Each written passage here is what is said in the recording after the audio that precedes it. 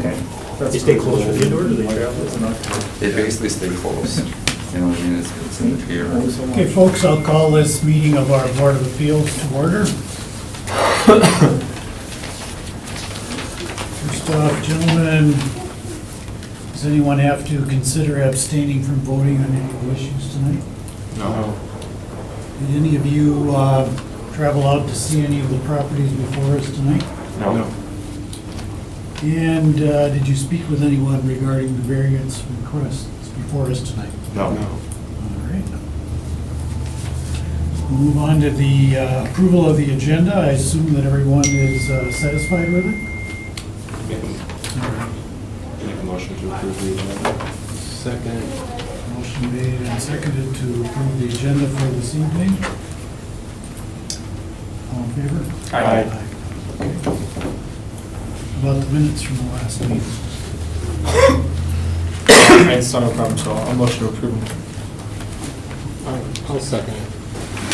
Okay, we have motion made and seconded to approve the minutes from the last meeting. All in favor? Aye. All right, we're ready to go. I'm going to make a suggestion, gentlemen, even after we just approved the agenda. We've got a couple here with two small children. Perhaps we could take them first. I'm sure that they will be otherwise pleased to not have to sit through the whole meeting. I think they are first on the agenda. Well, that satisfies it, and that's why you look so surprised. All right, forget that. Well played. Come on up.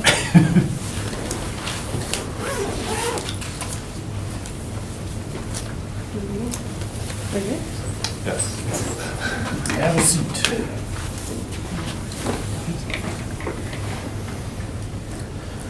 Okay, what's your case for what you want to do? We are applying for variance for the setback. We got 18 feet off the curb. And it's an existing, I guess the fence is on the Fawn Lane side of the property right now. We built that with the understanding that we pulled the permit and thought we were doing it within the guidelines of what we could do.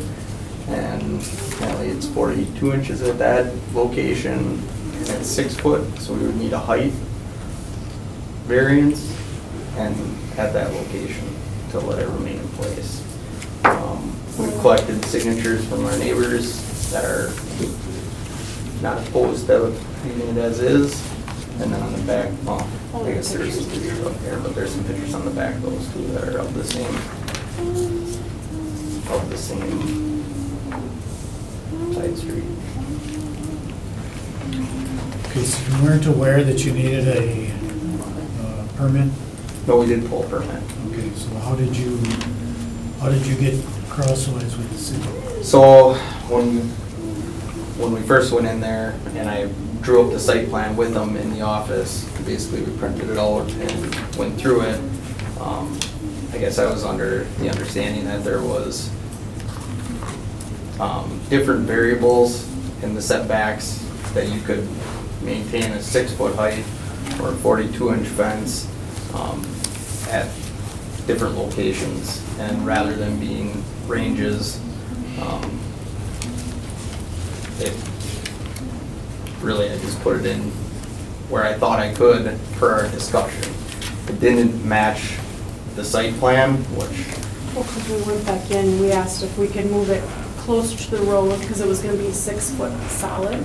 And we went back in and said, can we make it see-through or partially see-through and move it closer so we don't have to cut down trees? And they said yes. So we moved it, but we assumed that it was the same height. We didn't assume, they didn't say and we didn't ask. so it can be there, but it As can it's only shorter, be, and it we can only didn't be know 42 inches tall. Yeah. And the way that I built it, it's not really conducive to just cutting down to be 50% see-through. It wouldn't be that And- huge since we cut it down. Right, because there's half solid panel on the bottom. So if I cut it down to the 42-inch height, I couldn't even meet the, I guess, the 42-inch allowable. Yeah, we wouldn't have built it at that if we would have known, because why would we put effort into building it and then have to tear it down? Right. We were just made it shorter. Okay, it's partially see-through. Yeah. It's 50% right. see-through. Yeah, So what that's- is the height at which it stops being any see-through? It's gotta be 42 inch and all What do you have? see-through. What And do you right now have? it's 6 foot, that bottom part right there, that's solid, that's about 42 inches right there. Okay.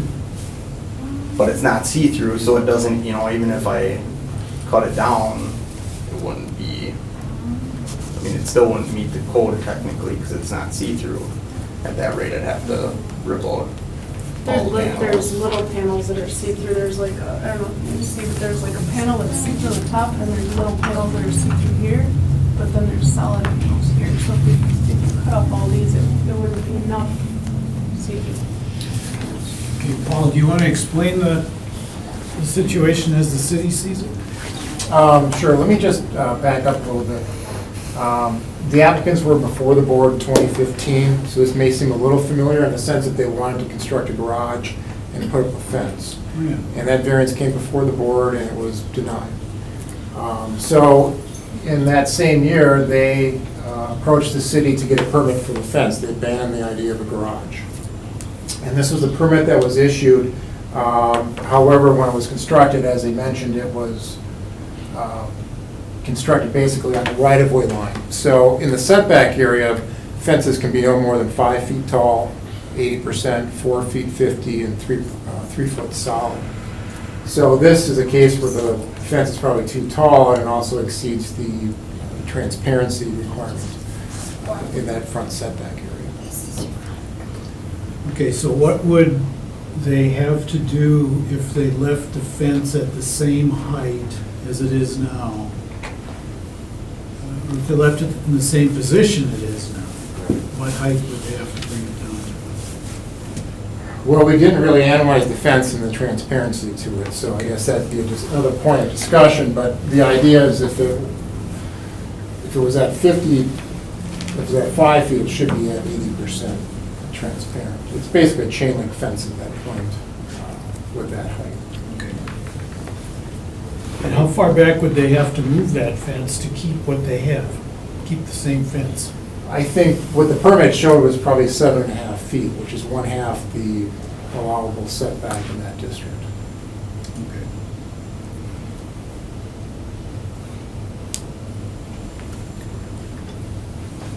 Okay, so they don't really get any credit for having partially open on the top because it's already, even at the bottom part, it's too. It's already on the property line. And to kind of clarify, this was an enforcement issue, so the permit was issued, the fence was constructed. We didn't get out there until, I think, maybe this past year, or even last year, to inspect. We're trying to catch up on permits that were released. One of our inspectors went out there, I think you noticed, well, this doesn't look like it's in the right spot, and that's why the applicants are here tonight. It's a complaint, and they're acting up on that complaint. Was there a complaint?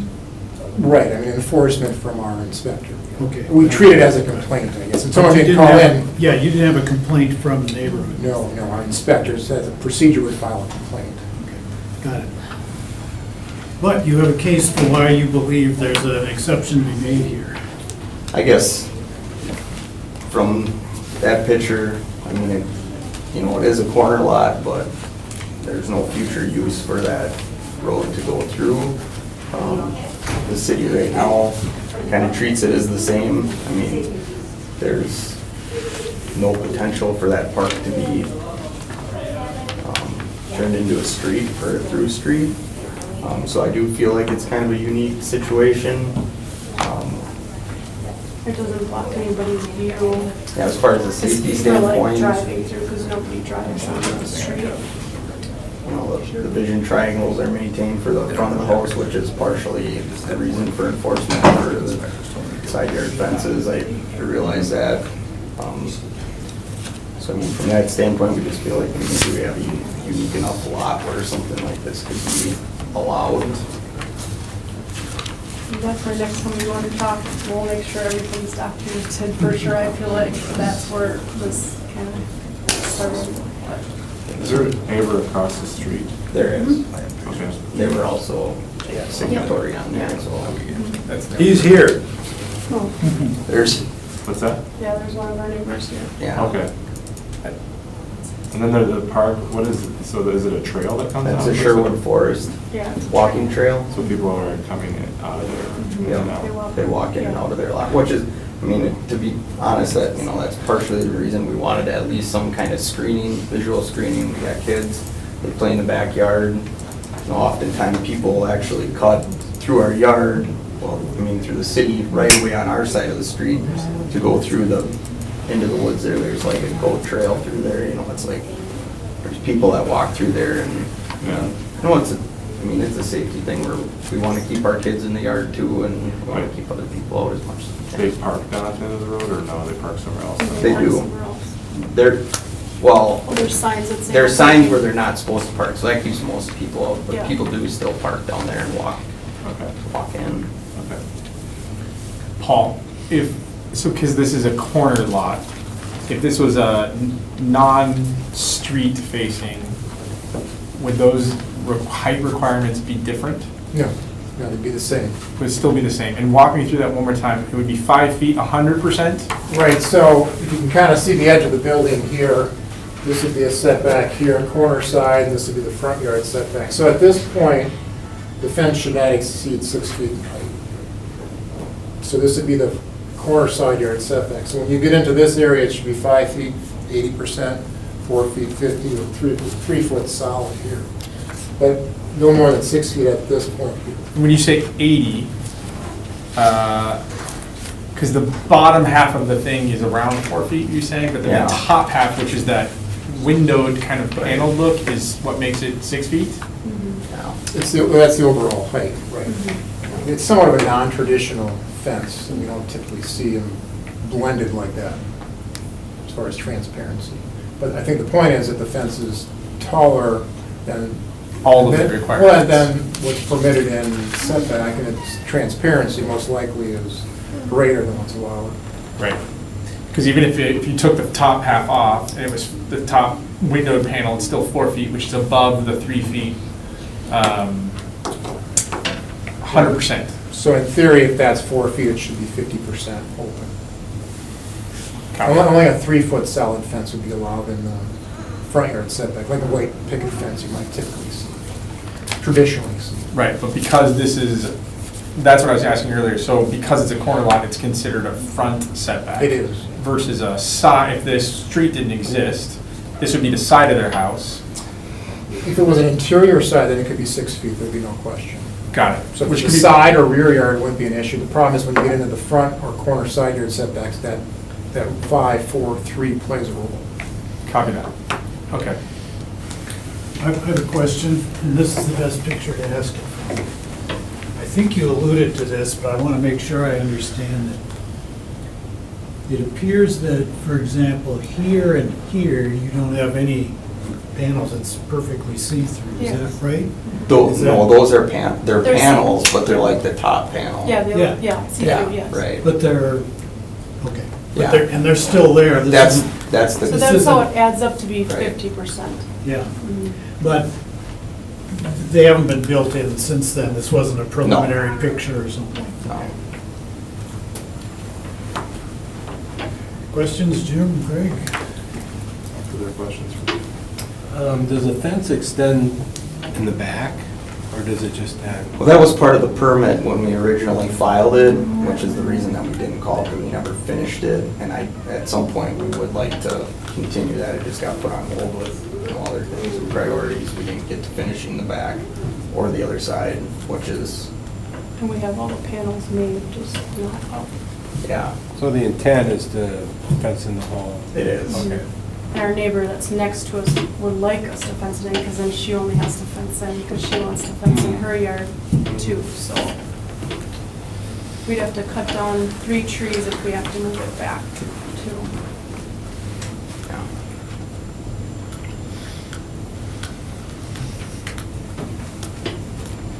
Any more questions? Okay, you can have a seat. Is there anyone else that wishes to speak for or against this property? Yes, sir. I'd be happy to speak for. I'm the neighbor across the street that is not visible in this, on Parkwood. So I have a view of the fence, find it very pleasing as far as fences go. And certainly second, the position as far as this is a unique situation, given that it's a dead-end street essentially that has no traffic on it. So there is really no sight line of traffic that this fence is blocking, whether they would be backing out of their driveway or cars going down Parkwood Street, cars coming out of there. So it would seem to me that the purpose of the fence limitation is to provide a sight line to be able to see over a 42-inch high fence at the property line. And in this case, there's no real need for that. So I guess I would just like to speak for our neighbors that have all approved the look of it and actually enjoy the appearance of it, and would be happy if it stayed as is and not have to be pushed back to make their backyard smaller, so. Okay, thank you. Sir? Yes, thank you, Chairman and committee members. I'm Jesse Burnett. I'm the District 12 Alderman. They are constituents of mine. I want to let you know that up until about a week ago, another alderman was involved, Alderman John Vanderleest. This house right here is on the very end of my district, literally the very end, and Alderman Vanderleest thought perhaps that he was the alderman for the district. So he is in support of allowing the fence to remain as is. I spoke with John over the weekend. I'm also in support of maintaining the fence as is. I was there yesterday. Visibly, inspected the fence and the property. I think the fence fits very nicely in with the neighborhood.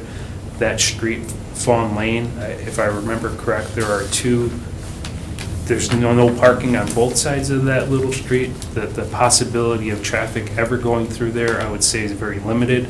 That little blue sign that you see in the far distance on Fawn Lane, the park is actually owned by the village of Ashwaubenon. So it's another municipality on that side of the wooded area. So with that, I'm okay with this fence remaining as is. I did not receive any complaints from anyone. One thing I don't want to overstep, but the property owners did mention to me that they have 60 signatures of neighbors who are in favor of allowing, so I don't know if they prepare that. Here, yes. Sure. So I'm okay with it, and as is Alderman Vanderleest. All right, Good. good, thank you. Yep. So gentlemen, I think it's a unique, my thought is it's a unique property in terms of, I think, Paul, correct me if I'm wrong, but the corner idea is for some of the stuff he was alluding to, is that correct? In terms of visible sight lines, things like that? Correct. For traffic purposes, looking at unique properties or unique lines, it really is almost like a backyard. There is no traffic driving down the street, so I do think the property itself is unique. So I'm inclined to say yes, it's okay, but with the caveat to say, moving forward, partner, so we don't run into situations like that. Obviously, that should be part of the discussion, so we're not in situations like this. Especially if you're going to continue it on, make sure those things are aligned as well. Yeah, to me, the hardships, the location next to where they're at with the foot traffic, the unique property that they have, as where it sits, and the fact that they have people that are in support of it, the neighbors are here to show up, and the signatures they have, and I think it looks good. The fence itself, in terms of the appearance of it, and just the way where it's located, I think they meet the elements that we're looking for, and I'd be in support of it. okay, I agree, and I think the fact that they went through the permitting process and it just got tripped up. They went through it initially before and got denied through this body, but they continued and they're going forward and they're trying to do the right thing, and this seems to be an honest mistake, and I think it was laid out well in terms of the way it sits with the neighbors and whatnot. So I'm inclined to vote for this variance. good. Thanks, Jim. I think we're in violent agreement. I do agree with this. I will also vote in favor. I think the applicants did mention it, but I'll point out that with those people walking past and with the attractive nuisance of the park in the back, I can see the point of the fence. I can especially see the point of the fence if you go around in the back lot line too. But we're not here to discuss that. I think what they've presented deserves the variance we can grant. Motion to approve. You beat me to it. All right. Second it. Two gentlemen on my right, someone moved for it and someone seconded it. So we have a motion before us. All in favor? Aye. Aye.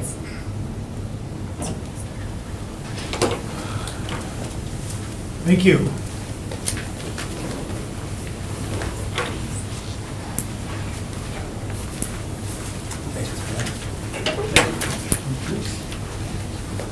Somewhere I've got a boat, Jesse, but I don't see one here. Anyway, I'll mark you down. all right. Next up, Mr. Harnowski. How you guys doing? Good.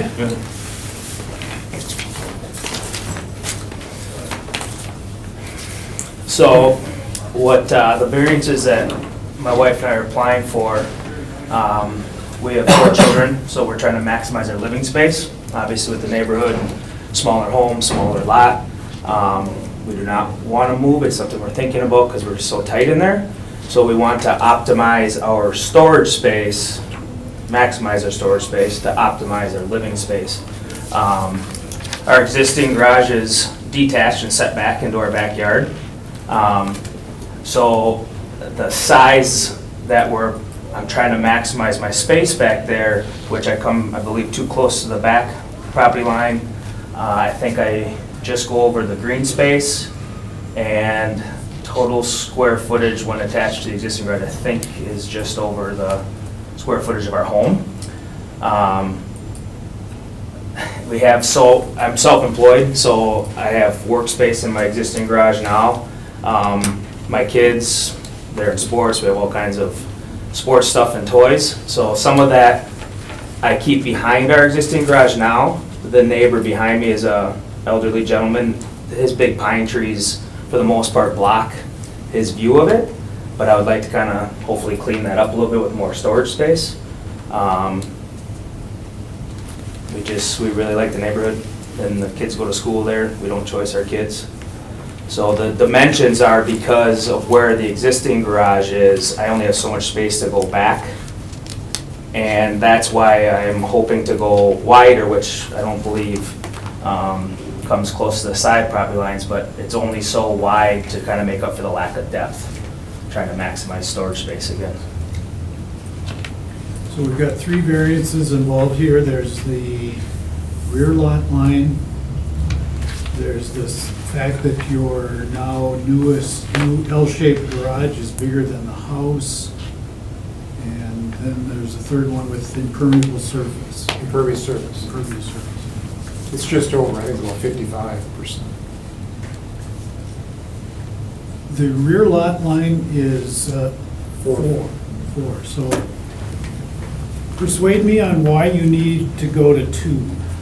So again, it's just, I could obviously come back in 2, then I would only be at 14 feet, which doesn't seem like a big difference. But kind of looking at where my existing garage is, I'm trying to, if I'm gonna go forward with and build this, I wanna have as much space as I can. So that's why I went a little bit wider to try and make up for the lack of depth.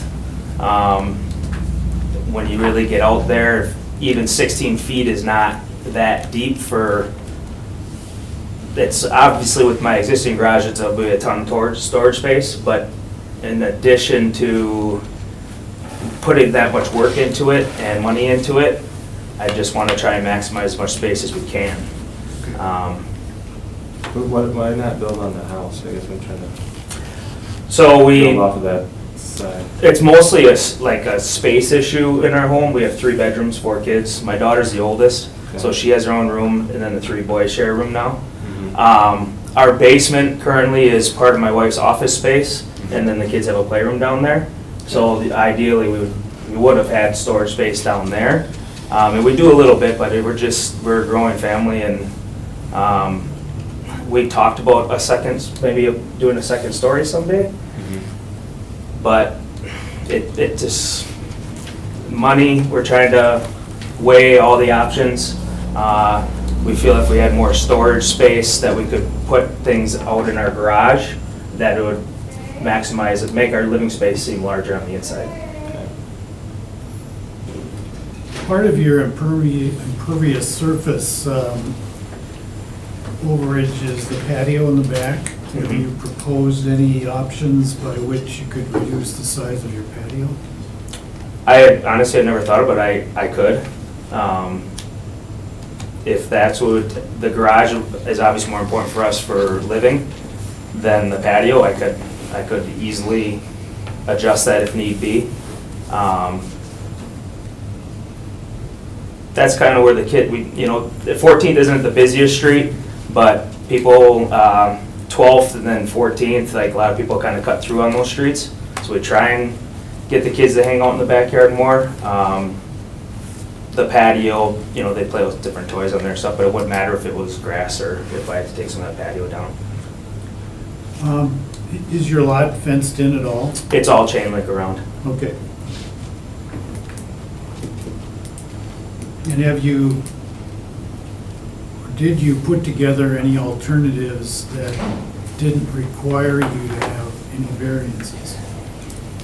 I talked about with my wife if we had to bring the back in 2 feet. We talked about then just even shortening the whole thing, but then that's where we were weighing, is that the extra space that would it be worth us doing it, or do we kind of start thinking about moving on from the home, which we don't really want to. We love the neighborhood.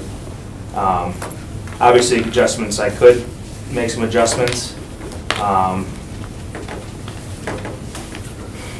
We thought about just a shed back there then if we have to bring it in so far, square footage of like maybe putting a shed up there would be more cost efficient.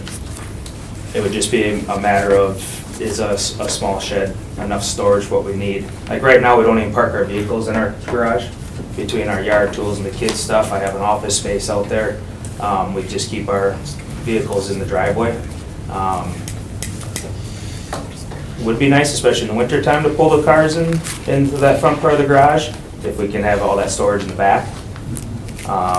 Just all things that have been crossing our mind as we've been there for 12 years. And how long do we want to stay? Do we need to move because we're outgrowing the space? We both agree we'd like to stay, but it just kind of depends on where this goes, I guess. Okay.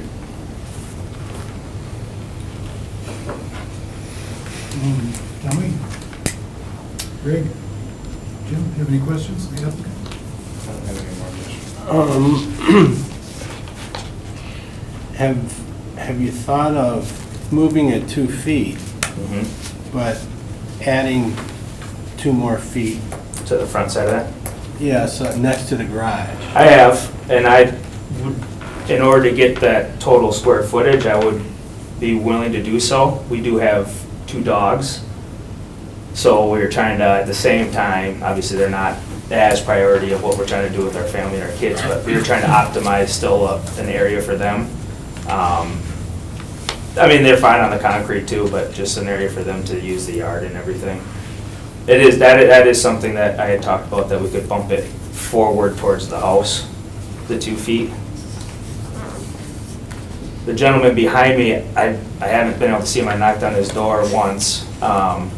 He's a Korean vet, really nice guy, but his pine trees cover most of it.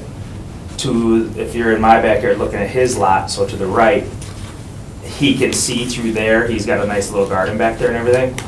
And that's where, I keep a lot of the stuff behind our garage, so it's not all over the yard.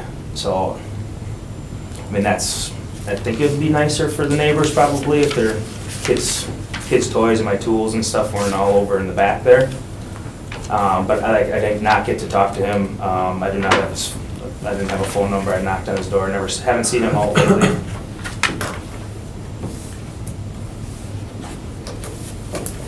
I think the notion is we're tripping over 3 different things. And it's hard enough to trip over 1. It's harder to trip over 2, and it's really hard to trip over 3. Sure. So that's why we're pushing, can we get rid of 1? You know, can we get rid of 2 or whatever, so. So if I was able to keep it 2 feet from the property line and shorten up the width, going to the left, we'd probably be able to make up the green space difference. Okay.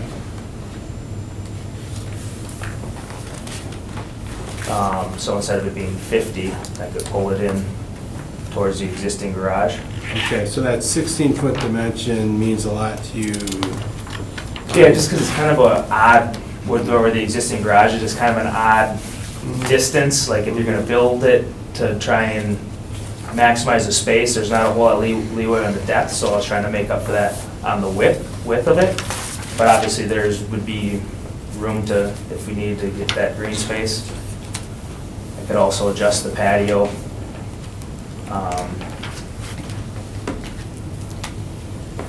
Yeah, small lot problems. Yeah, that's your principal argument, is that you have a very small lot and a small house that in this day and age, you know, the house size is kind of independent of the garage, especially with the uses that you're proposing to use. Further questions of the applicant? No. Okay, sir, if you could have a seat. Thank you, guys. Is there anyone else here that wishes to speak for or against this project? All right. Well, I think, Jim, you hit it on the head. It's kind of hard to go with all 3, and it's a question of which ones, if any, are we comfortable in granting? If I had to vote, I would vote no. Because. For all 3? Yeah. I think there's alternatives that when we talked through, a lot of the questions were, what are these other alternatives? And just the size issue, I get what his argument is, a small lot, but the reality is that, you know, that in and of itself is really the only argument. One thing is you can't get his car into the garage, but it's really a storage issue. And I sympathize with what he's got a big family, but I don't think it meets that hardship test that we're looking at here for a variance, given that there's other alternatives too that could be explored. That's just my take on it. Yeah, I lean a little bit with Greg.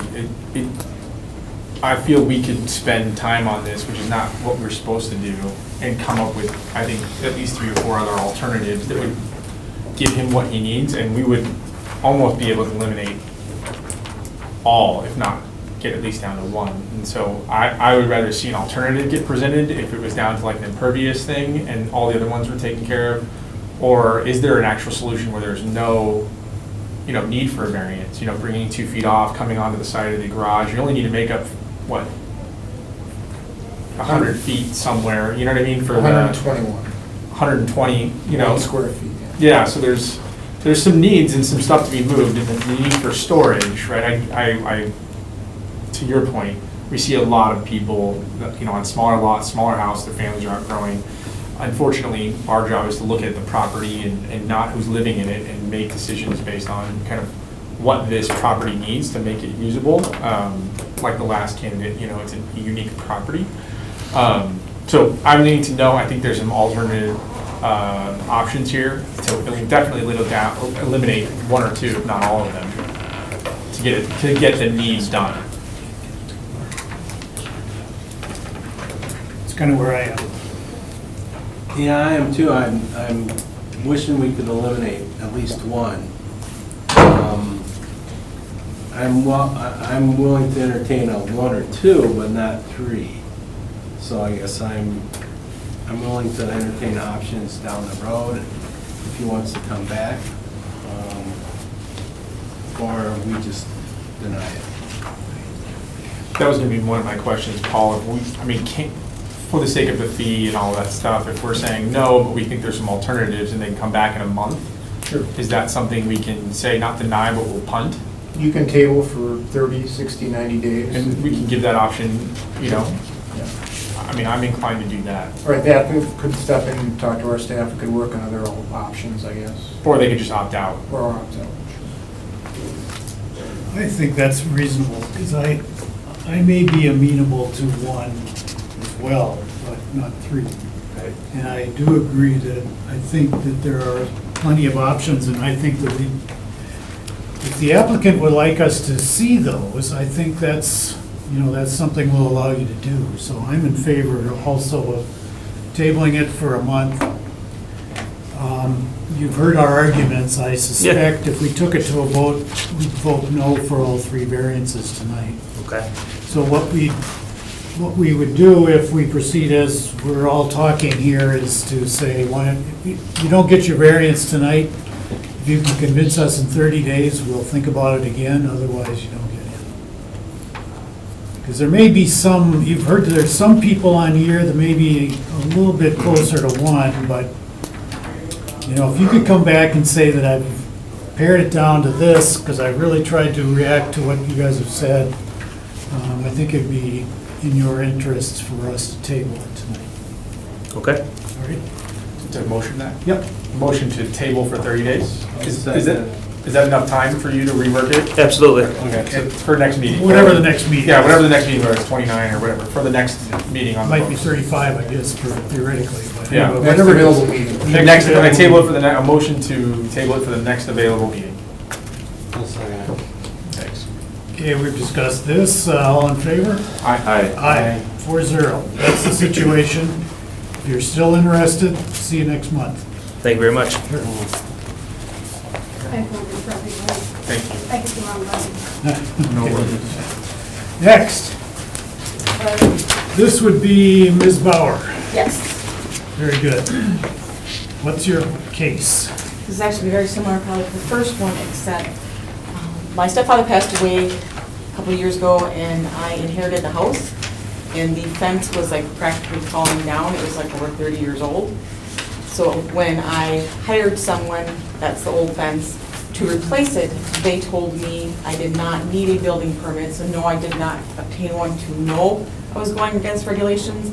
They told me because it was replacement, I did not need one. And it's amazing, once I got the variance, they said, well, that was your responsibility to check on that. I trusted who I hired. So this is the old fence. This is on Packer land, the address is, but the driveway and the mailbox is on Zach. So I submitted multiple pictures that show that it's not blocking any view. The residence on the right-hand side. So I'm then also, they said to get some measurements. So the way that the walkway is, and there is no residence on the right-hand side, and the people that, as you can see, there's hardly any legally backyard. So we've always considered that our backyard. So I lived there since I was 15, so you're talking quite a long time ago. And I went to Google Maps and tried to find, so that's the new fence. It was replaced, and then the inspector showed up and indicated it was out of compliance. So if I would have to remove that, because of now knowing the regulations, I'd have to remove like 18 feet when this is already still 10 feet from the sidewalk and 24 feet from Packer Lane. And you can see that there's also a gazebo in the backyard, so like, there is a gazebo that has an entrance and a separate entity. So as long as I've lived there for years, we always considered that our backyard because of the way that it is on location. But the pictures I submitted show there is no blocking of view from the Hazelwood and Packerland entrance. You can see the driveway where, that's where people park, because there's no parking on Packerland. And then the closest neighbors then, on the right-hand side, like behind us, they actually help with, when we're getting them installed, otherwise it's across the street on Packerland and Zach. So it would have to be cutting 3 feet off to keep it where it was replaced already, or moving it back 18 feet, which then there is no backyard, and it's almost right on top of the gazebo that's in the backyard. Okay, Paul, could we work from that? Could you tell me where she has to move this straight back to comply as the fence stands? Is it right to the face of the front of the house? Right, for 6 feet. Right. So the fence at 6 feet should be back at this point here roughly. Otherwise, it'd be removing 3 feet. If this is a 6-foot fence, removing 3 feet to be compliant within the front yard setback. Okay, and this, there's a fence here too, right? Yes. Same fence? Yeah, it goes all the way around. Oh. Yeah, it was actually replacing, it got put back in the same location that the falling down fence was in. And that's why the contractor said it was a replacement, we didn't need a permit. Then when I find out when you're replacing everything, it's really now not a replacement, and a builder permit would have been required. So Paul, is this part okay? I would draw a line right across here. So Okay. 6 feet here Okay. would be fine. It should be 3 foot from here, and all the way into that setback. I highlighted where I'm hoping the variance to occur for Got that it. section. I see it. I tried to be very specific. All right, one more question for Yes. Paul. Sorry. Right now, she's at 6 feet. If she goes 50% see-through, Well, she's still technically over the height requirement. It has to be 5. Right, she can do 5 feet or 4 feet, 50%. So I suppose in theory, you could start removing some panels. that's what I'm thinking. Right, but still the overall height is at 6, it should be at 5 or 4 or 3.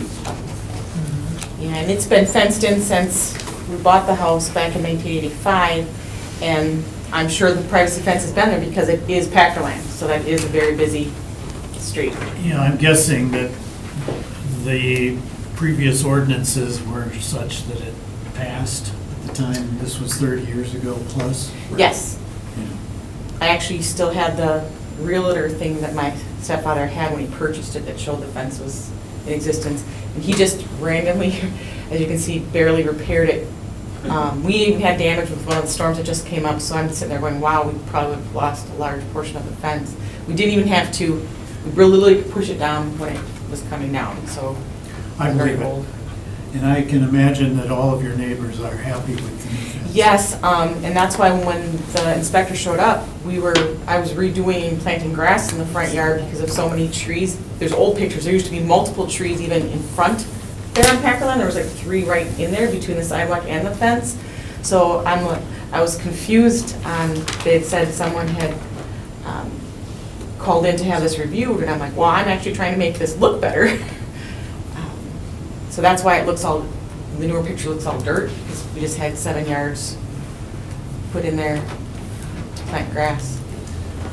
Okay, so let's see, the reason I was asking Paul what I asked is because that fence is it's not solid, No, and that is. yes.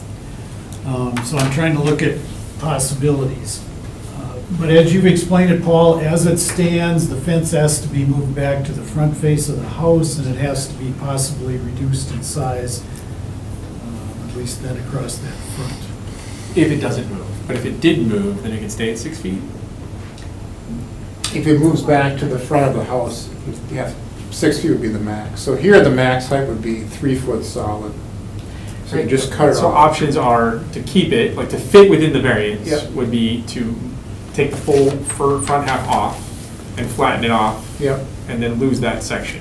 Right. And that becomes front yard. To keep it would be to redo that section at 4 feet, 5 feet, 5 feet, 80%. 80%, 4 feet, 50, or 3 foot solid, which would just be like cutting. cutting it the whole thing in half. Right.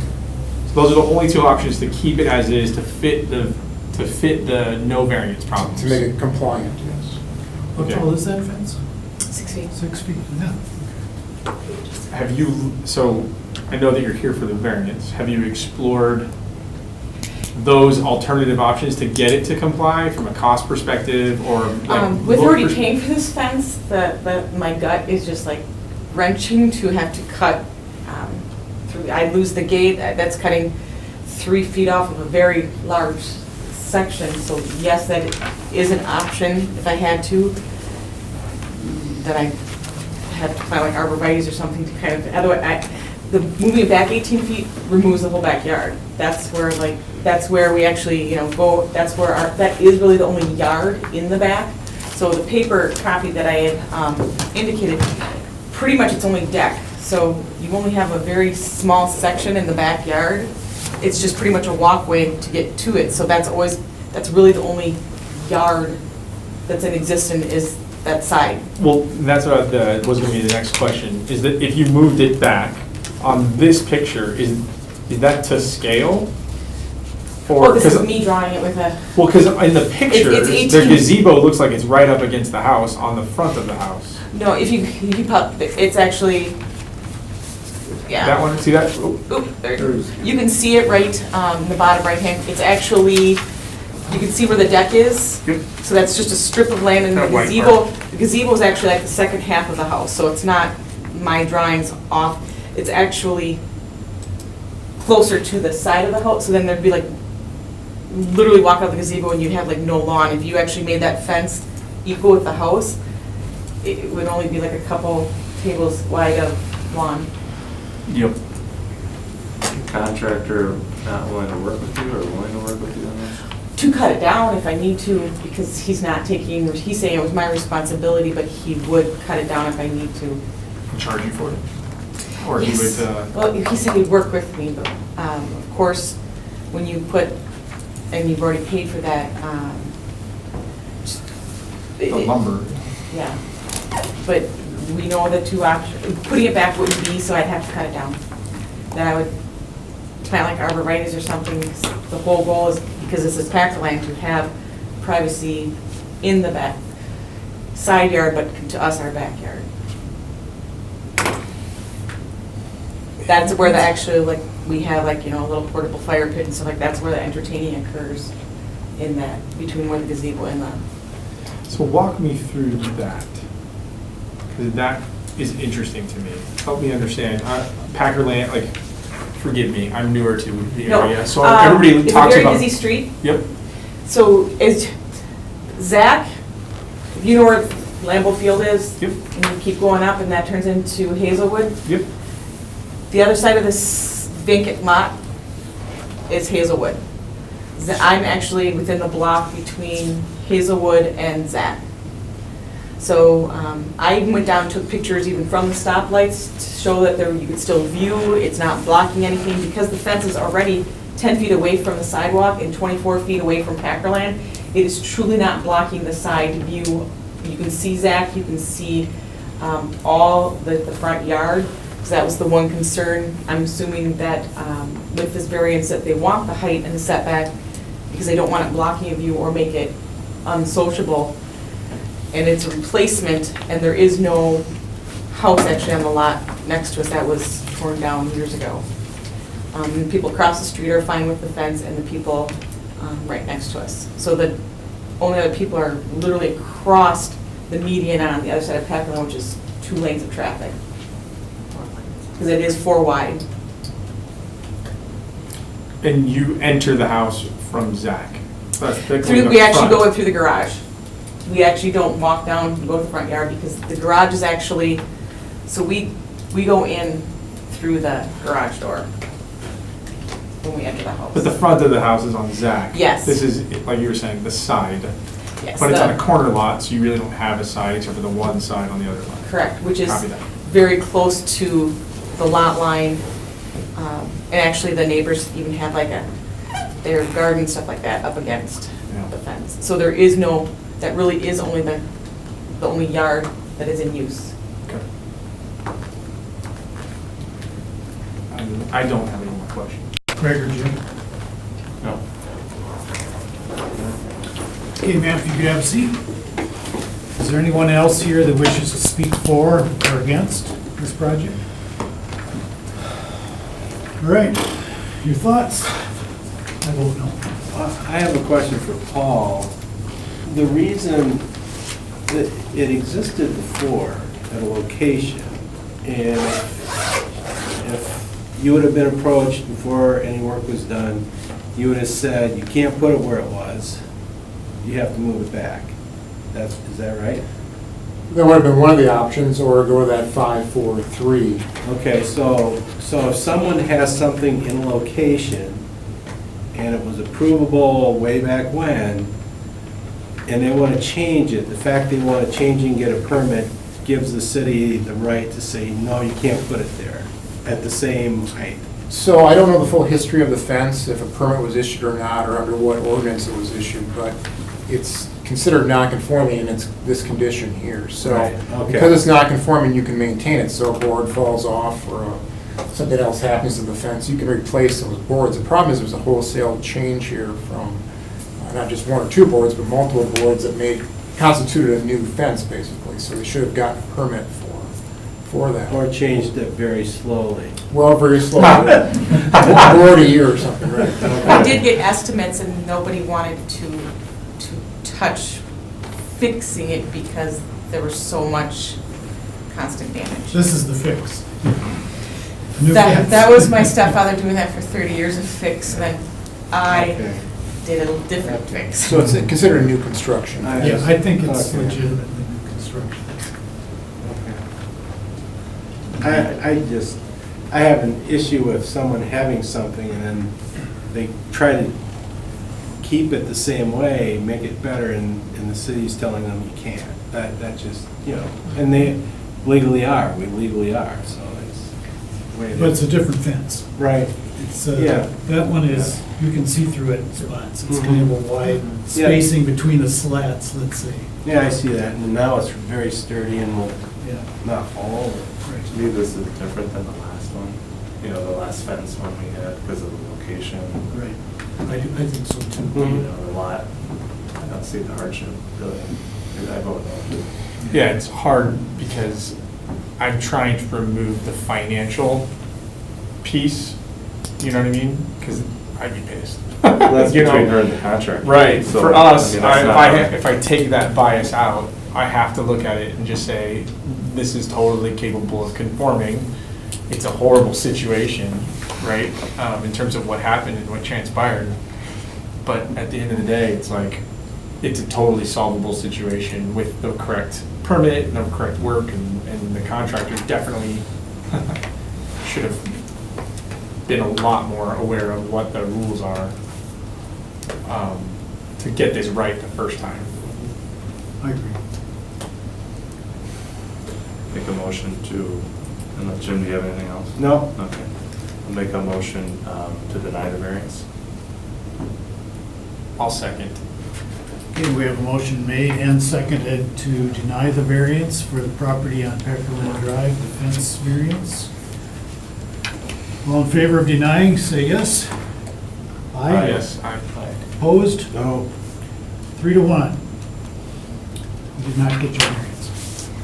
How much time do I have now to, like, what do I have to do now?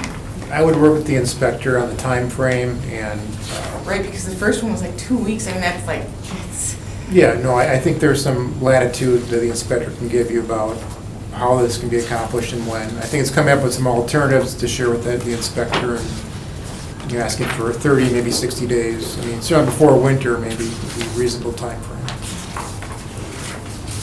Thank you, ma'am. Next up, Mr. Fisher. And friends. Who do we have speaking for this tonight? I'm Rick Fisher with Fisher and Associates Architects. Very good. And I'm Ben Gullich from Robinson Metal. Okay.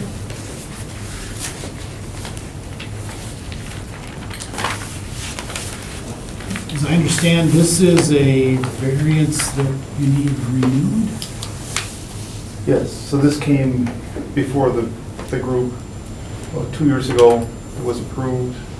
I don't know the reason, it wasn't implemented at that time. And then we went to permit and realized that it had lapsed. Thinking it was a 2-year approval and it's only a 1-year approval. So basically we have a existing home that's on, over by the stadium. It's owned by RMI. It's the Robinson Metal tailgate home. The garage is currently, I think it's 917 square feet.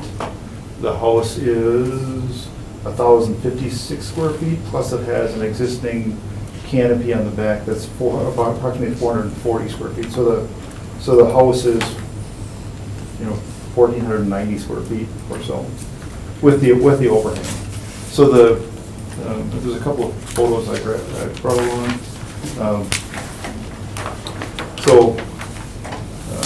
This is the existing house. This is the existing garage. There's a 10 or 12 foot overhang on the back of the house. We'd like to put add a 6 foot wide roof along this side and build it on top of the existing frost protected sidewalk. So there'd be no additional land disturbance at all. The lawn is way too nice to dig. So we were just gonna put a roof extension of an additional 6 feet with a couple of posts. So because it has posts, I think it constitutes an addition. It doesn't add any more volume to the building inside, it just puts a roof overhang on it. There's been no changes to the property within the last year since we were here? I mean, same existing? Yep. Okay. But you needed this variance to begin with, for what reason, Paul? It was the size of the accessory structure. Is it Being okay over the way it 1,000. is now? I believe it is. Yeah, it's 900, I think there's 1,000 square foot maximum, so it's 918 square feet currently. And this brings it over. And this brings it over, it's not internal to the building, but because the overhang has if we get cantilever, it wouldn't be part of the square footage, but because of posts. Hey, that's cool. You think that's true, Paul? Well, that's the interpretation of our staff as the footprint of the building. Even though it's not enclosed, it still has structural members that support the roof. and- Okay. And that's consistent with the building code as well. Okay, I see. Well, that's very interesting. So what specifically is the variance? Is it that's larger than the principal structure? No. What's, I think it's the structure exceeds 1,000 square feet. But along with that, you probably could throw in the accessory uses are greater than the principal use. Square footage wise, they're close. Yeah, it's not, I mean, Okay. so I think the variance is actually for Just the 1,000. accessory structure exceeding 1,000 square that's it? feet. Yeah. That's what I was gonna ask next. Is it also that other one? We just didn't list it? No, Just the- that's already there. Okay. The other one's already there. Okay. You probably can't see the photos. There's already a large overhang. The other big overhang is existing. Is existing on the house. Yeah, no, I'm just saying if the house itself, by adding this, you know what I mean, the other one, then kicks in. Yeah, then that one gets big. Correct. And we meet the impervious surface requirements already. We're not changing any impervious surface, so. Maybe you told us all this the last time, but I understand now. This is a different board, so I will encourage our board to consider this as if it's brand new. Just because we granted a variance once before is interesting detail, but. Yeah, I understand it. Yeah, so obviously these are the same smaller lots. And I guess one of the reasons that we wanted this enclosure was to, obviously these garage doors are open and there's inclement weather and, I know there's been a lot of reconstruction in the street. So actually I joked about it because I said, well, if we don't like the garage doors, why don't we just tear the whole thing down and build a new one? And of course that didn't go very far because the lawn's too nice.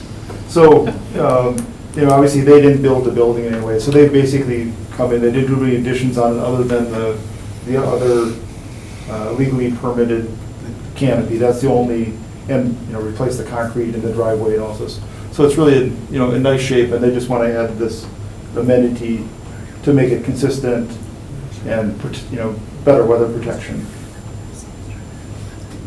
Is this exactly the same as the previous application? It is. Exactly the same, it's the same. There's a new date on the letter and a new address for my business. Okay. Yeah, so that's exactly. That's the only thing that's changed. Oh, and I actually didn't handwrite the form. I Okay. wrote it in the correct form because I had time Gotcha. to get it done. Questions? Thanks. You could have a seat. Right. Thank you. Does anyone else wish to speak for or against this project? Okay, gentlemen, what are your thoughts? Clerical question. Are we able to see what we voted last time? Is that something that you can? I could dig up if you wanted to see. I feel like I remember I voted no on You were- this. you were here. But it went through. I was here, I remember this. Yeah, Because to me, this is why I started asking for the training, to be totally honest, was things like this. Because to me, this goes back to that idea of the use, right? Versus the unique characteristics of a lot don't allow you to do what you need to do. And some of this was built, and this idea of this overhang kind of protects what's being built. And then the use is more of like who's living in it type of thing. So it's not the property dictating the hardship, it's what I want to do with it, which in my head was like, I'm confused. So that's why I remember this one, because I feel like I voted no on this. That doesn't mean it won't go through, because it went through last time. But I feel like it was Tom, right? It was Tom that was on the board before? Yeah. And I feel like me and Tom were in So it's- disagreement. Okay. That being said, that's neither here nor there. I'd like to ask, We're you like know, the everybody's thoughts on Supreme Court. that. There's certain chairs that have to be filled. Yours is the old guy with the beard. Yeah, okay. Well, I'm the new guy. You don't want to hear this, but you made a motion to approve. I did. I thought It went carried 4-0. Did, okay, there we go. Tom Hey. seconded the motion. I don't know. All right. I got swayed. But I do remember this one very specifically because it started asking that question in my head about what are we voting on? Is it the use of the property or is it how the property is designed? We'll blame Tom for twisting your arm. I'll blame Tom. It's all You good. did ask about the hardship, so you did have some discussion. All right, good. Do we have a motion on this? Or do we need further discussion? I'll make a motion to approve it. I have to vote yes now. I'll second it. All in favor of approving the variance before us, say aye. Aye. Aye.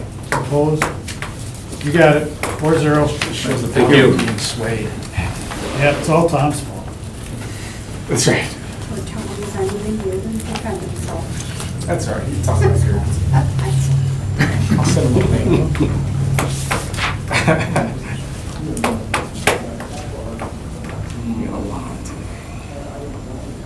Did I vote on the right one? I feel like I voted on two of them there. That's what happens when you have older chairmen, they can get easily confused. All right, we'll talk about Stratford sign. Shelley Hendrick next. Either Russ or Shelley. I was gonna say, okay.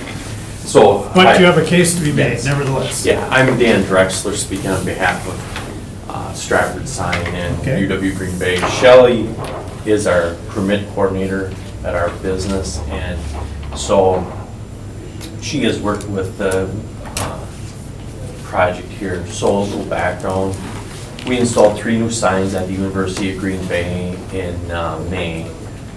And through the permitting process, we permitted 2 of the signs, and the one along Highway 41 was permitted, or 45? 54. Yeah, 54, was permitted.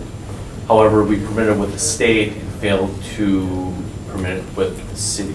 Simply was an oversight, it was an honest mistake, is what it was. So, with that said, I think that they came back to us and said, well, you need to permit it, so we went to permit it. And with that, the message center is larger than what's allowed with your current ordinance. So the message center size, that the reason why that's the suggested size of the message center to be effective for that location. For highway speeds. For highway speeds, and that was put together by the architect. That was not anything that we suggested. You know, I guess we. Yeah, the university, some fall back with the university. Yeah, so we had put that together, and that sign is an existing, or it's a replacement from 1996, when it didn't have a video display. And so I had contacted the WIS DOT, who originally, back in the day, we had talked with them when we put the signs up. And We talked about whether it's on premise or off premise, and the details of it. And everything looked like, yeah, we just had to go through DOT and deal with, since it's a highway, state highway. So I had no idea that it would actually be City of Green Bay, since it was, earlier was. I'm sorry, who are you with? Paul Pinkston, Director of Facilities at UW Green Bay. Okay. Yeah. So is it possible, Paul, that there was no city ordinance regarding this back in 1996? No, they obtained a variance to this body at that time. Ah, okay, okay. So the signs were replaced in kind, so to speak, so they were kind of a one-for-one situation. Some of them were added with EMCs, which we felt was somewhat beyond the variance, but still was in keeping with the ordinance. So we felt that they were at 32 square feet in size, it would have been acceptable. So they were issued in that fashion for Nicolay and Base Settlement, I think, were the two other ones. But this one was not permitted at all with the EMC. You mean previously? Okay. Was there one here before? or No, is this brand new? that's the existing, that's the former sign. So that's, Oh, that's the 96 sign, so to speak. Okay. Yeah. So this is the new sign. Okay. So, I'm still on the update. Yep. There's two other signs. There's three altogether. There are, correct. They're all identical. No. essentially. No. No. The city, Nicolay Drive and Base Settlement Road are smaller. You have smaller message centers. Yep, smaller message, the overall sign is smaller just for the scale and the traffic speed. So they weren't a problem, that's why you. And permits were issued for those, right? Yeah, and this sign is the same size as the previous sign, it's just we added the display to it. And so when we talked with the DOT, when I had talked with them, and everything was, that it sounded like we have to go through the DOT because of it being on a state highway. So tell me what the DOT has to say about message centers that are this size. That was, everything was fine with that. The stuff, the issues, any issues would be with content, so it can't have animation. It had the duration of a message had to be 1 to, I think, every 10 seconds. Whereas it's a little different with the city as an internal sign, or a city sign. So those are really the only differences on that. And so, yeah, so there really wasn't any, and I had talked with Paul maybe a year or so ago on the signs when we were contemplating going with digital to try and match some other universities that have digital in the region, so. Well, I have to say, you can really see it. I've driven past there a couple times and just fortuitously in the evening enough that you can see it. I know now where it is. I think you got something about basketball on there. It's flashing up from that one. So. Yeah, it's good for commencement and those events and wider events and such. Yeah, and it's not really that big at 70 miles an hour. It just isn't. You know, that it's an appropriate size for the location, and that's why it was suggested to be that size. You know, the message center is not anything large, it's not anything larger than most of the message centers that are along those type of highways. Matter of fact, at some point, it's a little bit smaller than some of the ones that you see at the car dealerships, and some of the other ones is quite a bit smaller than that. It's just that it doesn't meet size. Can I unpack the through line real quick?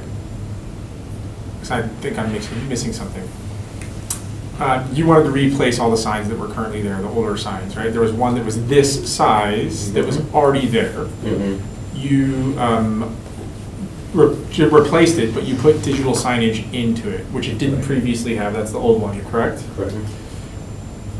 You partnered with DOT because of the highway, and you were going to them for suggestions on size and capacity, or for permitting, just like we Yeah, came, just like we came to you to permit the signs for the city.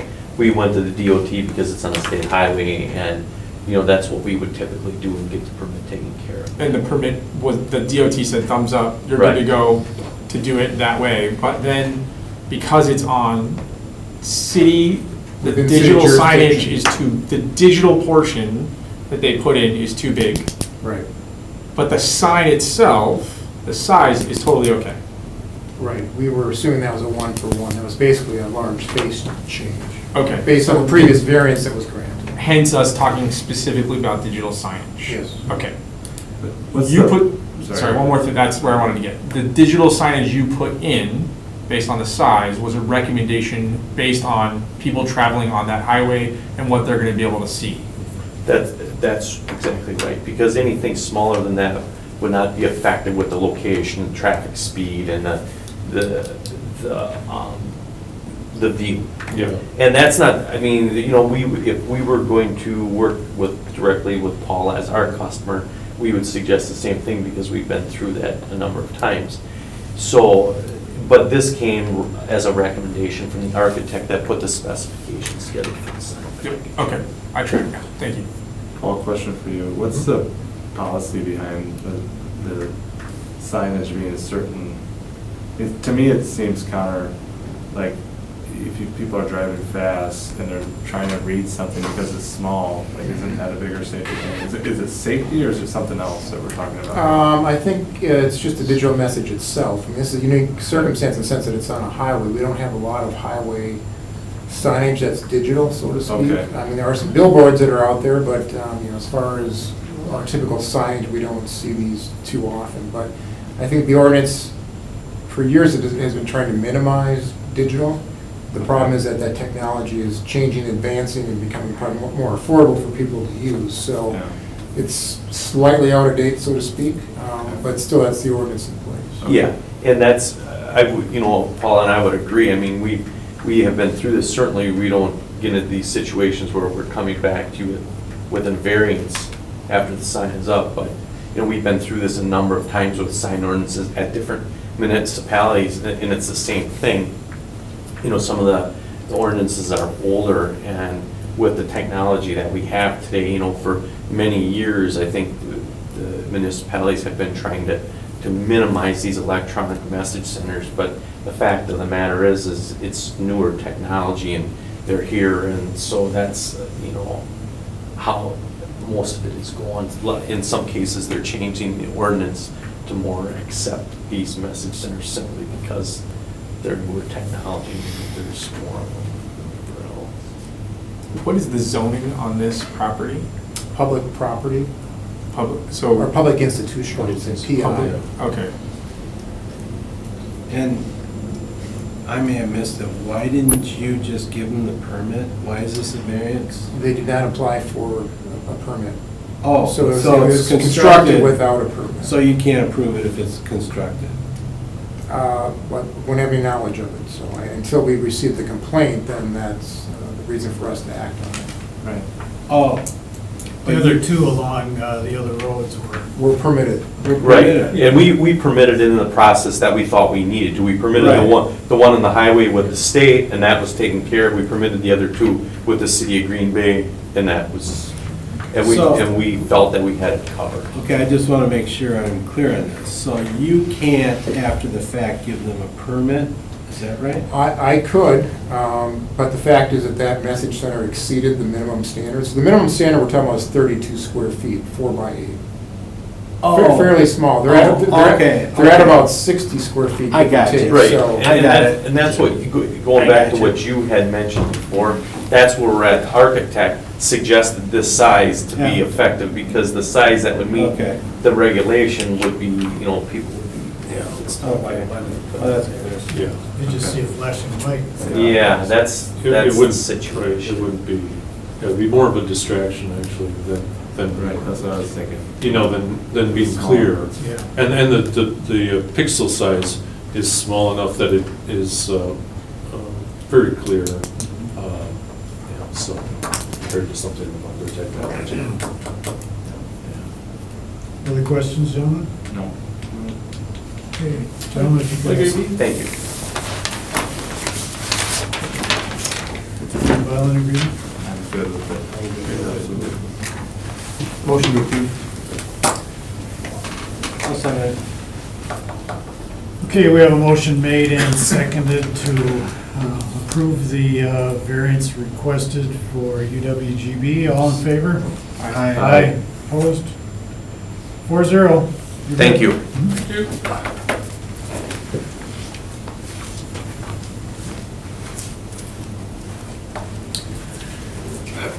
Next up is Hi, Kate. Deck and Landscaping, Casey Carpenter. I don't know, so I just came. Oh, are you Casey? I am. Oh, got it, okay. All right, tell us what you need and why. So I am just trying to get a variance to build my same front porch that I have currently. I'm just trying to look for a safer one. So that one, if you look like where that green pot is on the bottom by my, like where it goes up to my front porch, it is pretty much disintegrating, so that overhang is actually starting, it's becoming a safety issue at this point. And so all of that on that side is kind of starting to cave down because it's wood. So I am putting a, Creative Deck and Landscaping is putting a component in, which has a 30-year guarantee on it. Or a composite. So same exact size, same everything, just new and safe. But it's too big. Well, it encroaches within the setback, so the Oh. policy's been Oh, I see. nothing greater than 25 square feet in size. And this is at about 45 square feet in size. It's too long along the house. House is too close. Well, it is close, right, but it's encroaching within that setback of, the average setback of that particular block. Okay, we're starting to see a few of these. Mhm. This is, And my In issue your is case- because my overhang is the 5x9, so Yeah. that's structurally where I need to you keep have it up. an even better argument than some. I just want it to look good and be safe. Questions? No. No. I don't have any questions either. You Okay. can have a seat. Thank you. Motion to approve the variance as requested. We gotta go through the formal Yeah. motion. Does anybody wish to speak for or against this? Very well. Now we can have your motion. Motion to approve. Oh, second.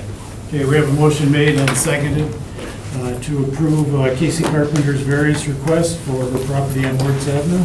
All in Thank favor? Aye. 4-0. Thank You're good. you. Mhm.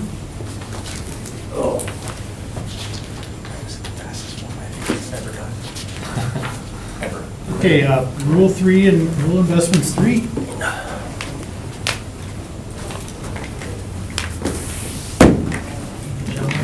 Yes. My name is Ken Walsh. I represent Rural Investments 3, actually my board. Rural Investments 3 owns a lot at 531 Clement Street here in Green Bay. Owned it for some time. It's been vacant. We've come to an opportunity to construct a home on that lot. What we're proposing is a side-by-side duplex. The zoning is, the gentleman could help me a little bit with that. Very density residential, it's a multifamily zone, basically. Multifamily zoning area. If you look at that lot, originally, my understanding, the history of the lot is that is the home to the right, originally occupied, I think it's a fourplex, that big lot, and I believe it was involved in a fire a number of years ago. And then, before I began working at Rural Investments, they purchased the lot vacant. And so, what we're proposing is, as I said, a side-by-side duplex, somewhat similar to the one that's on the left, but a touch bigger, as you can see by that, be 1,500 square feet aside.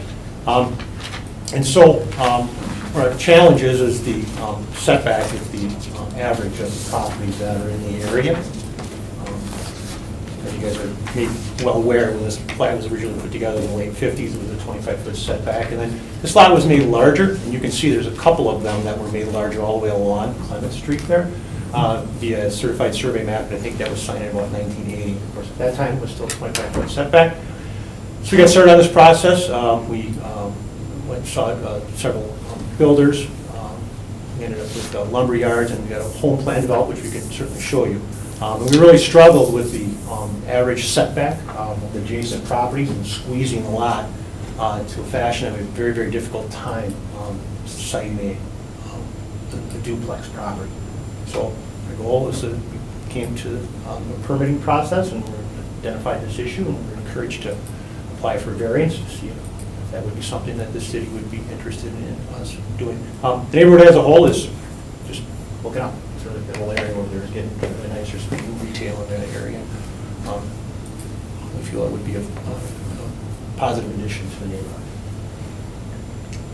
Okay, you got a 69 kV line in front, but I assume that the other multiple properties down the way must have felt they needed a parking lot in the front. And if they're fourplexes, as you say, those going to the right, that would explain why they're back so far.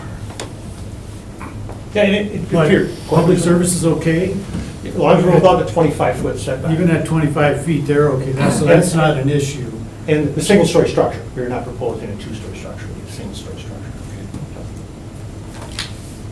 Yeah, I thought that line might have gone away, but it's still there. Drove past it tonight. It's a, Can't miss it. you miss it, yeah, it's, Yeah, it's a big one. I know where it comes from now. Leave that to keep the lights on. I'm curious as to why 35 feet wouldn't be good enough. In other words, if you were the same as the property due south of your proposed construction. Understanding is we have to have a 25-foot setback in the back as well, and if the lot is 110 feet deep, Oh, I see. that if we do that, we end up compressing the structure. And I do have a blueprint here if you'd be interested in looking at it, but that's where we really struggle. Again, Yes, you need one way or the other to put a property that size, a facility that size on that property. That would be your argument. right. So you either need a variance in the back or a variance in the front. Yeah, so our rear variance is going to be, it's fine, we're at the 25 feet. It's our front one for the average. So the average gives me a footprint of 24 feet, which would be the depth of that. So I went to Builder Source, C1 Lumber, and had them draft me up some plans that would, we had a 3-bedroom, is what we're looking for, single-story property. And the lot, or the width of that property that we had to obtain, what we're looking for was 56 feet, which would still give us our 25 feet in the front. It just wouldn't be the average of what the rest of the buildings on that lot line are. So that's where we're running into the problem, is getting that squeezed down. The duplex to the left of the vacant lot is a split level.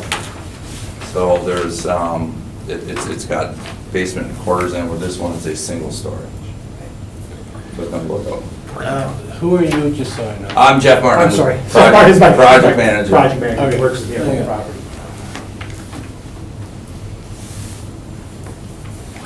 So, Paul, yeah, so we go along that street there, the parking lots are where they are proposing to start.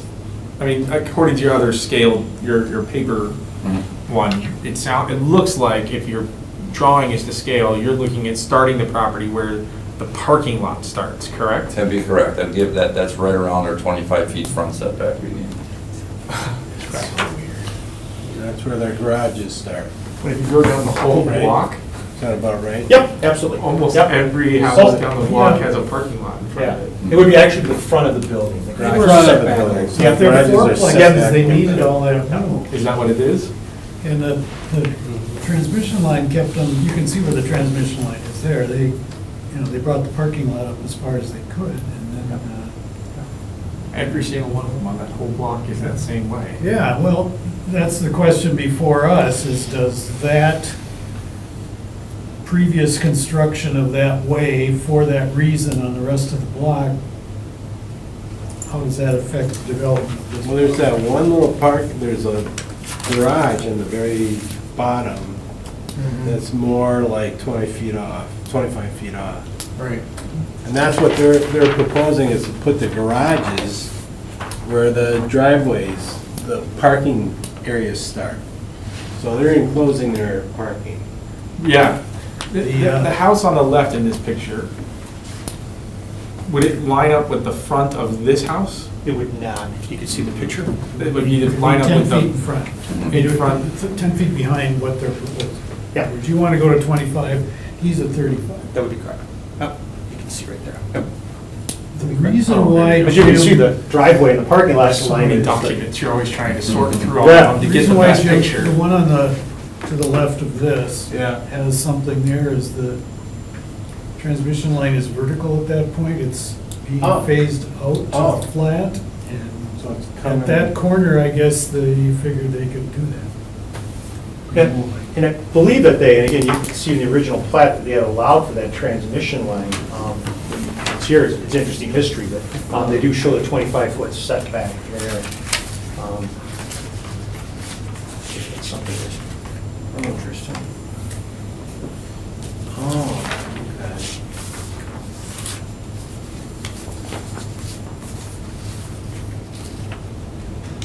Yeah, I thought that line would go, but I see they put a nice, super good structure in down by the festival building, so. Yeah, and then even when the CSM was conducted, you can see that they do allude to the Wisconsin Power Service line Yeah.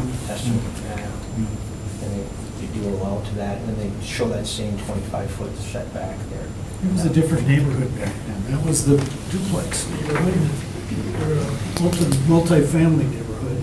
It's interesting because it was originally platted out, it was platted out as a single family, then the CSM converted some of those single-family lots to that Well, whole at that row of point, multifamilies. At that point, all they had across was the construction company and the bowling alley. Pretty much way back.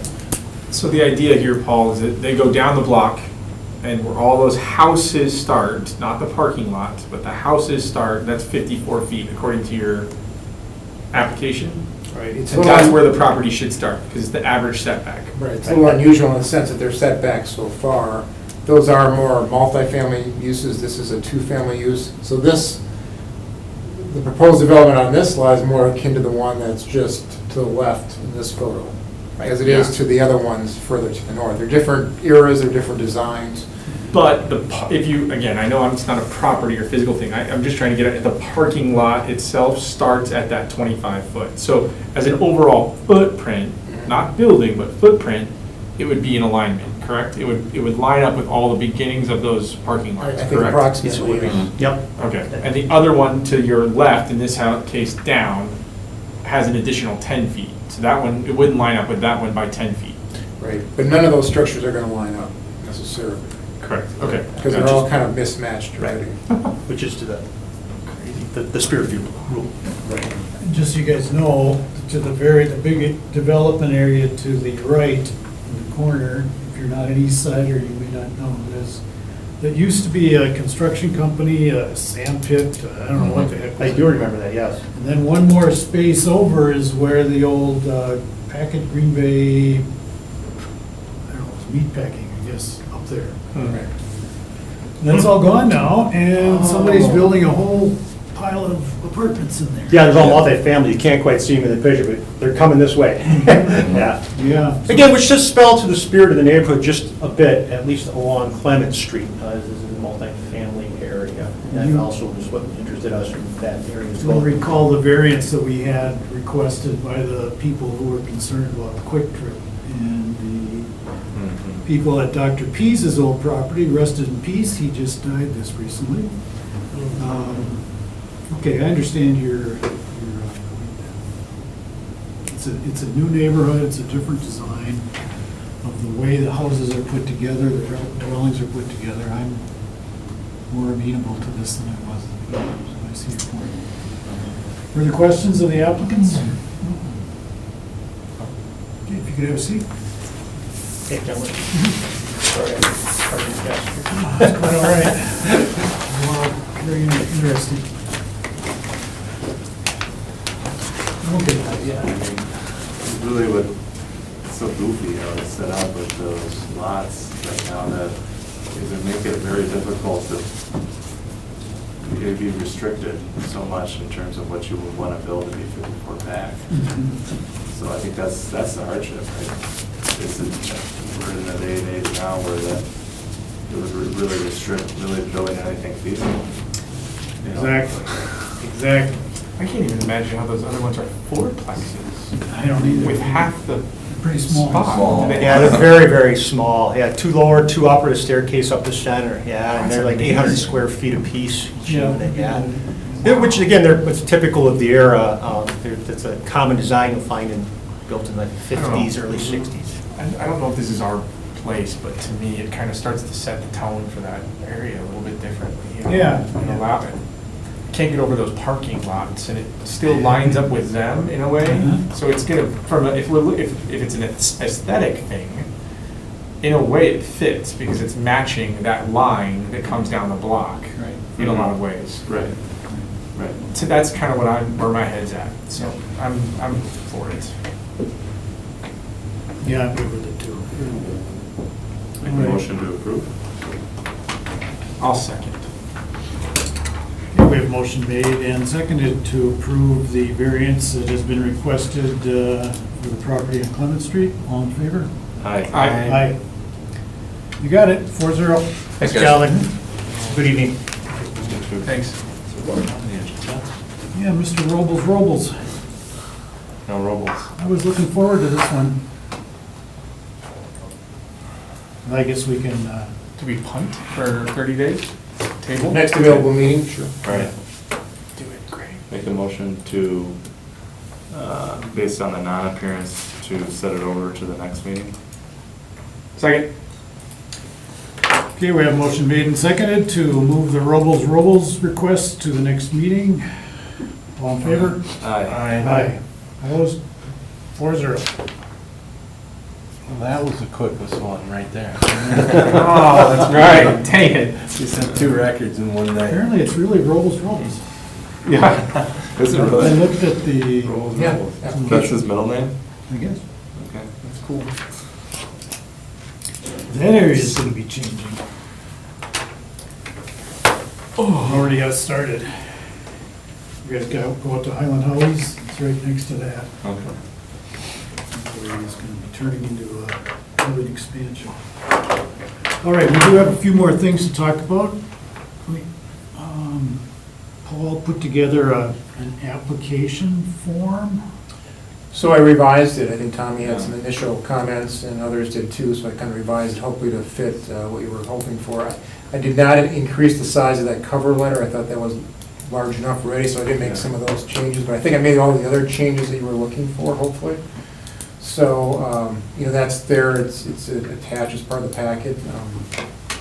We can keep picking at it if you want, or, I don't know if there's any sort of, approval you have to give to it, necessarily. You could just send it on its way and we could start implementing it. We still have to format it a little bit, we've got some glitches to work out, but for the most part, the content is there and, we feel comfortable with how it's shown. I think it's new and improved, and it's hopefully what the board was looking for to kind of vet some of these requests. I think it looks good, gets right to the point. I like the alternative section. Giving them, hey, why didn't you pursue that? Yeah, I think the other big change is we took out that hardship term. Yeah. It's in there, it's implied, but we went to that 3-step, and that's towards the end. So it kind of builds up to that, Right. those 3 questions at the end, so. And I think you were looking for that as kind of, well, they didn't fill it out, then, well, what's the point of the request? Right. I guess what I kind of alluded to in my email is that we do have a procedures document that should probably incorporate, certainly the thoughts that Tommy had, but probably even this. Because otherwise, our only ruling documents that we have would be the ordinance and that somewhat now 7-year-old procedures document. And if you're amenable, I can take a shot at trying to incorporate these and maybe update the whole notion of that procedures document. I'm pretty sure it predates everybody except me. Yeah, and it's been tweaked through the years. It's been added to, as new members come on and different things come up. I think it's interesting to have maybe kind of a packet or portfolio of stuff that the board deals with, but not all of them would be released to the public necessarily. It would be available, but I don't think it's part of that packet that's on the agenda. I think that's just for the applicant to work through. Exactly. And I would, I wouldn't propose to change the fact that what you've offered us here is all we give to the public, at least as a handout. Yeah. But it would seem that it should be somewhat incorporated at least into that document. Yeah, there's like a portfolio of stuff that the board deals with, and even for new members that come on, we could just give them Yeah. this portfolio that they could look at and say, oh, this is all the stuff that kind of the scope of the project, so to speak. Yeah. It was interesting to read through that document that you sent out, you know what I mean? There's a ton in there, and I was like, wow, I didn't know. There's a lot about in half of there, this and stuff. I was surprised it was as old as it was. Well, it was very, very like court-driven too. I mean, Yeah. talk about process in there, it was like Well, way more than we approach things at. We are obliged by law to have that document. Yeah. So we should use it. Yeah.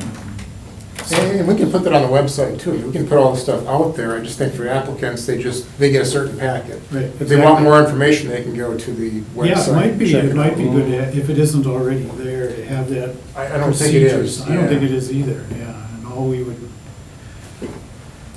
then at least somebody that's really interested could go that far. Yeah, but if you want to tweak it, you certainly can do that. I mean, that's your kind of guiding document, so you can make So, those changes. I've still got the original, I found it, so I'll take a shot at it and give you guys an idea of what we could do and move this along. Are you trying, let me make sure I'm understanding, because that document, are you trying to propose any of that document to be put in here, or that's a new thing we should be looking at to update? Oh, no, if anything, I'm proposing that this somehow be incorporated Into that? Ah, got it, okay. I was like, that was a lot. Yeah. Okay, got it, I'm And following. there was another thing that we have kicked around, and that's the, you know, and I know it's in what you have, but just to be clear, we want to have our meeting structured in a way that have you give some kind of lead-in, introduction. Sure. Almost as far back as what L'Esperance used to do, but maybe not quite to that extent. I can give you just the facts. I mean, you can ask anything you want. We can do give you as much information as you need, but I guess there's a certain amount of time and efficiencies you have to consider too. But I'm more than happy to give you the facts of zoning and where it is and what the variances are and Yeah, so forth. that last one is exactly the most important one, because I sometimes get lost in what variances we need. Is If it you one, could two, say, or three variances? Right. This is Right. this is where the property is, this is what it's zoned, this is what applicant would like to do, and these are the variances for the board to consider. And then we can, Yep. Yeah, that's good summary, and we'll, That would really be good. because the people sitting in front of us, they don't, what do you want me to do? they're not designed, yeah, they're not, at least this way, they can come up knowing that their whole case has been summarized to the extent that the city is concerned, and then they can fill us in on all the details. Or refute it. Yeah, or they can Yes, say yes, that's they're not wrong. quite accurate, Yeah. but at least it focuses the conversation into specifically what we should be discussing. Yeah. And then the context can be pulled out through our questions, but at least they're now going, okay, make your case as to why what he explained should happen. And I think I think you're it'll important, tighten special designation as a role in this process, the planning guy, so Yeah. we'll cite that in there. Yeah. I mean, I'm here as a resource, so yeah. You or your successor, if there would have to be one, would have that responsibility. And we could ask at the end, you know what I mean, after they've made their case, does the city have any recommendations on this? You know what I mean? Well, that's, yeah, But that's not, I don't think that should be the first thing, because that sounds like that's what that's the where. other guy was doing. That's where Les Prince got him sideways, so. Correct. He would start the whole thing that way. Well, but yeah, kind of. But what, that's why when I ask you things, I want to couch it in a way, what would the city say? Not that it's Paul Newmeyer Yeah. expressing this opinion, but if there were a Mr. City of Green Bay here, what would he say to represent his ordinance? Right. I think you could change the rules and procedures. I mean, obviously, all the members would have to look at it. I think that's probably a motion. I think last time you signed it and dated it, there's more of a procedural thing with that. The application, I think, is just thumbs up or thumbs down, or.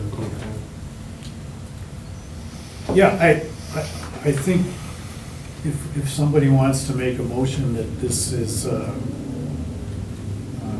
something we want to move forward with, and I can try to, as I was saying, incorporate it into the other document. Can I ask just one question? What was your thought behind putting because again, you're trying to lead the witness down this kind of trail.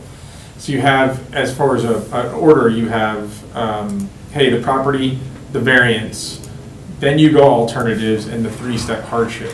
What was the thought process of putting the alternative first versus the three-step test first, and then putting the alternatives afterwards? It seemed like a chronological thing, that's how it would go. I mean,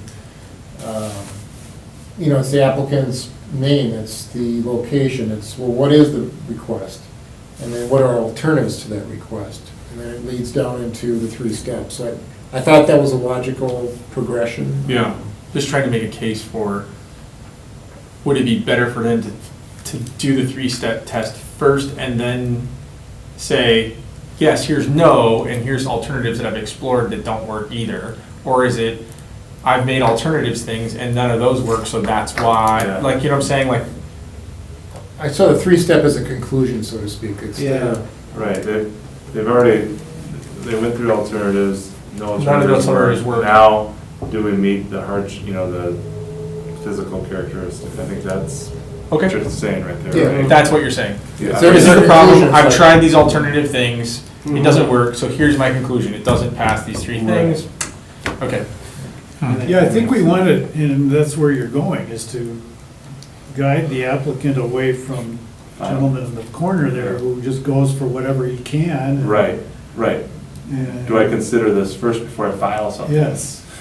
Right. Because you might was look at looking at- alternatives and think, I don't have any alternatives. I was, in my head, I was looking more, That's a hardship. it doesn't Maybe, pass yeah, these, like, maybe. here's the no, and then the alternative for me, what I was thinking is like, yeah, if you list some alternatives here after you've done this thing, then you haven't done your homework in a way.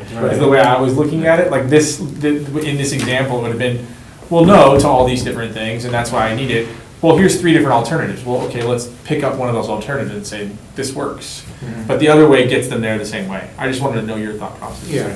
So I thought do it we was have to- a logical Yep. progression. do we have to motion to get this approved, or is it just a thumbs up? I don't think you have to. I mean, it's administrative. It's, if you have concurrence. Again, the rules and procedures, I think that's a different issue. different Yeah, matter. I'm good with this thing, just on record. So thumbs up, Okay. let's implement it next week.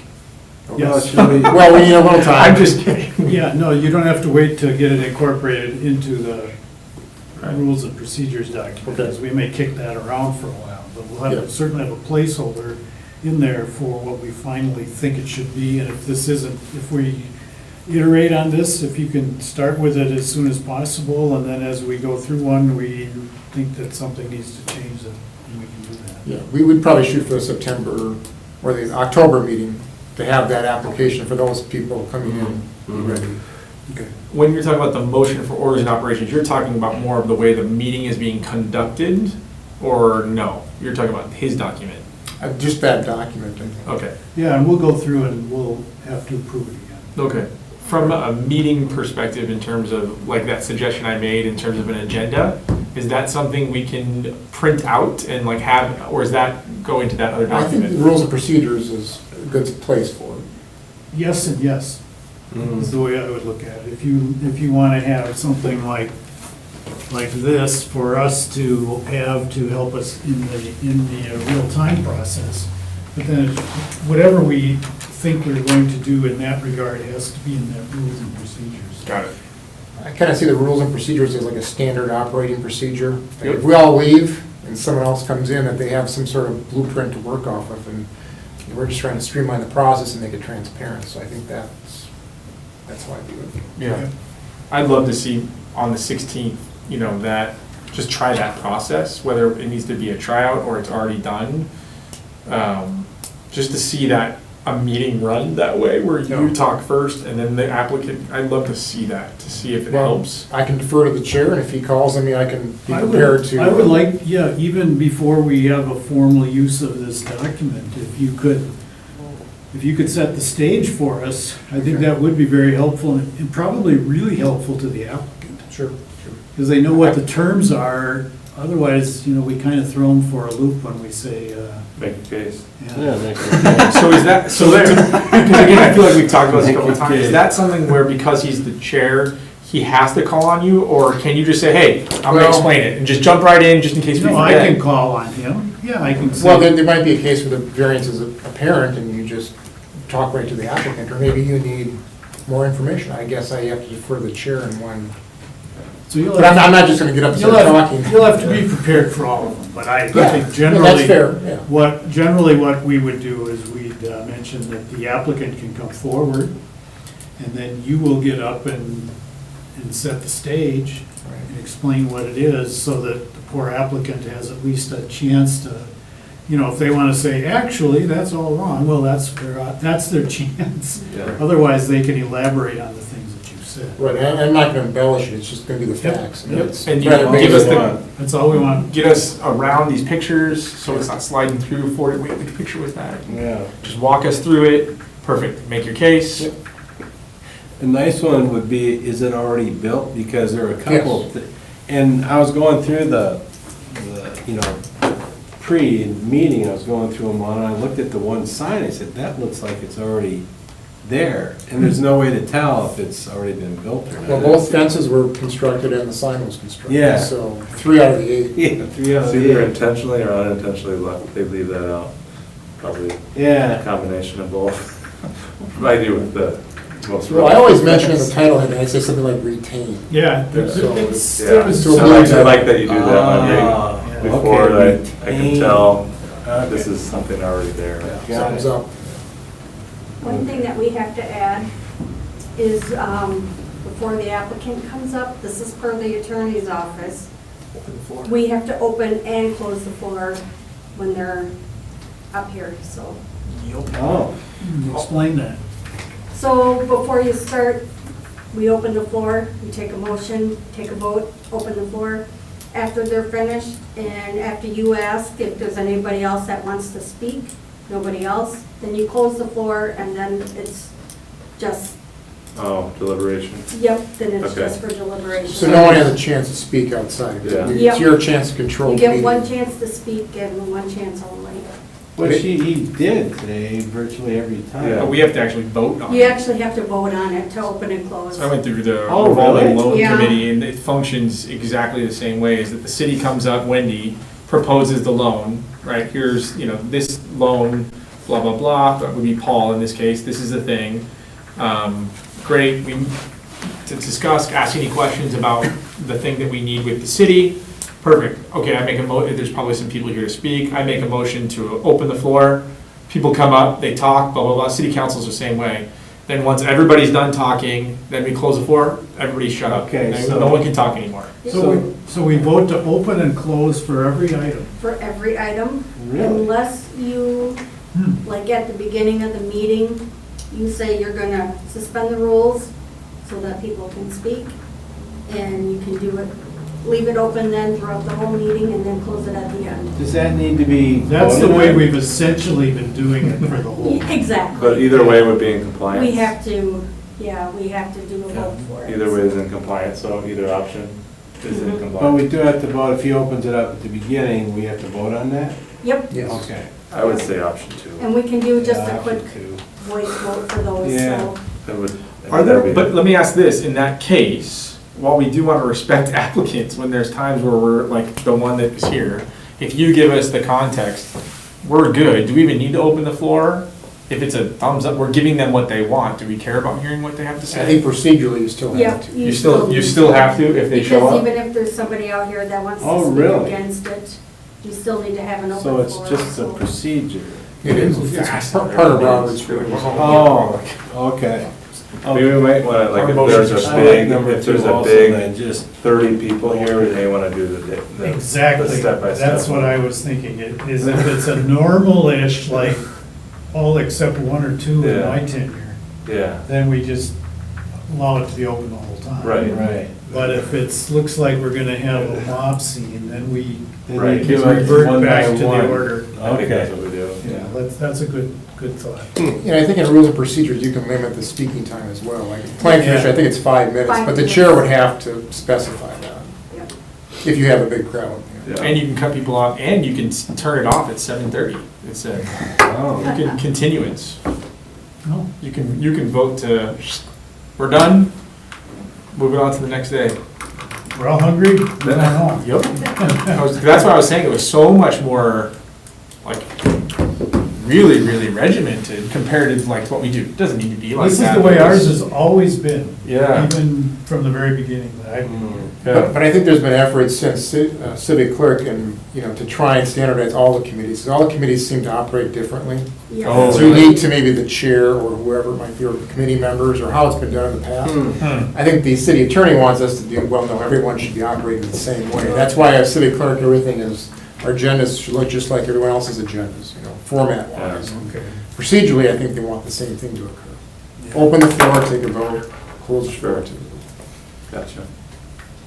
So it's just spreading the board right now. But it's a motion and a second. Yes. For opening and closing. Yes. Yes. Yeah. Motion, second, vote, motion, second, vote. Yeah.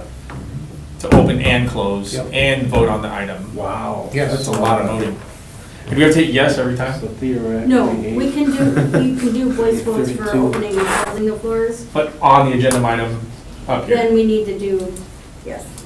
So the Got way I could start the process is to say in the suggestion of the consideration of getting a motion that